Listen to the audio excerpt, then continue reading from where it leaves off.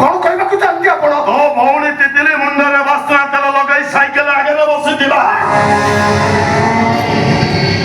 ମୁଣ୍ଡ ପାଖାପାଖି ତୋ ନାକ ହେଲା ପରେ ସେ ବାସ୍ନା ତେଲର ମହକରେ ତୋ ନାକଟା ରୁନ୍ଧି ହେଇଯାଉଛି। କିଛି ବି ବୁଝିପାରୁନ। ସମୟ ରାତି 10ଟାରୁ 11ଟା। ପୂର୍ଣ୍ଣିମା ପକ୍ଷ। ସୁନସାନ ରାସ୍ତା। ରାସ୍ତା ଦି ସାଇଡରେ ଜଙ୍ଗଲ। ଧୀମା ଧୀମା ପବନ। ତୋ ଦେହରେ ମରା ହେଇଥିବା ବଡି ସ୍ପ୍ରେ ଆଉ ମୁଣ୍ଡରେ ମରା ହେଇଥିବା ବାସ୍ନା ତେଲର ମହକରେ ତୋ ଭାଇଟା ପାଗଳ ହେଇଗଲା। ସେ ତୋତେ ରାସ୍ତା କର ଜଙ୍ଗଲକୁ ଉଠେଇ ନେଇ ଜୋର ଜବରଦସ୍ତ ବଳାତ୍କାର କଲା।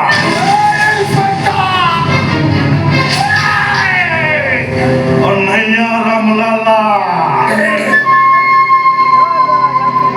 ମୁଣ୍ଡ ଥଣ୍ଡା ଥିଲେ ସବ ଭଲା। ମୁଣ୍ଡ ଟିକେ ଗରମ ହେଲେ ସ୍କ୍ରୁ ଢିଲା।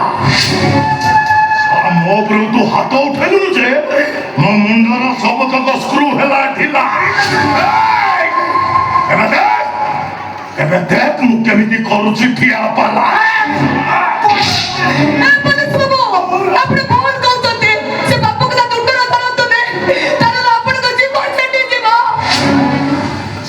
ରେପ୍ କଲା ତାର ଛିଣ୍ଡିଲାନି ମୋର ଛିଣ୍ଡି ଯିବ। କବେ ସଭା ଏମିତି କାମ କରିବୁ ସବୁ ବୁଝିଗଲି ମୁଁ।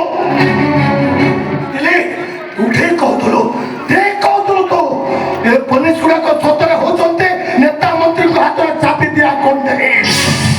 ଏଠି ଆମ କଥା କେହି ବୁଝିବେନି। ଏଠି ଯାହାର ଟଙ୍କା ତାର ଆଇନ, ଯାହାର କ୍ଷମତା ତାର କାମ।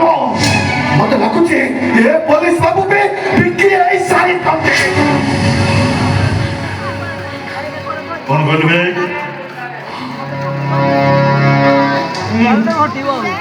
ମୁଁ ବିକ୍ରି ହେଇସାରିଛି। ବିକ୍ରି ହେଇସାରିଛ ତମେ? ମୁଁ ବିକ୍ରି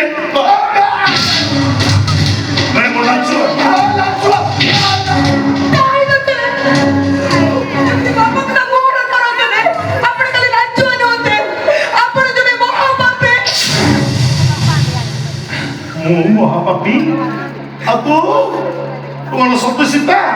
ହେଲୋ ଶାଳି ବେଶ୍ୟା।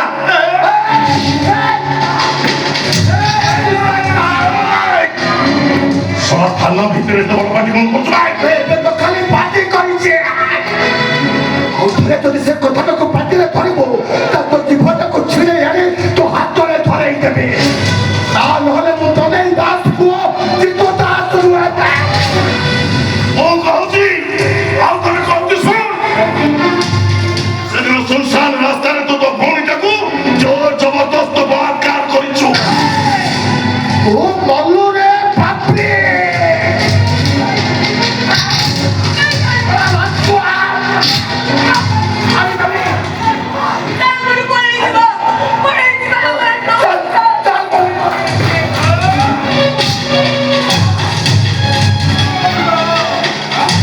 କଣ କରିବେ? ମୋ ଲାଞ୍ଚୁଆ ନାଇଁ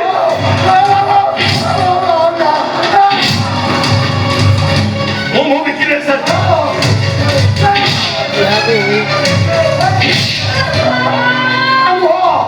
ଟଙ୍କା ନେଇ ତମେ କେସ୍କୁ ଏପାଖ ସେପାଖ କରିବାକୁ ଚାହୁଁଛ। ହେଲେ ମନେ ରଖ ଅଫିସର, ସତଟାକୁ ତମେ କେବେ ବି ଲୁଚେଇ ରଖି ପାରିବନି। କେବେ ଲୁଚେଇ ପାରିବନି। ଯାହା ତ କହିଲୁ ଶଳା ମୋ ଉପରୁ ତୁ ହାତ ଉଠେଇଲୁ। ମୁଁ ଲାଞ୍ଚୁଆ ମୁଁ ବିକ୍ରି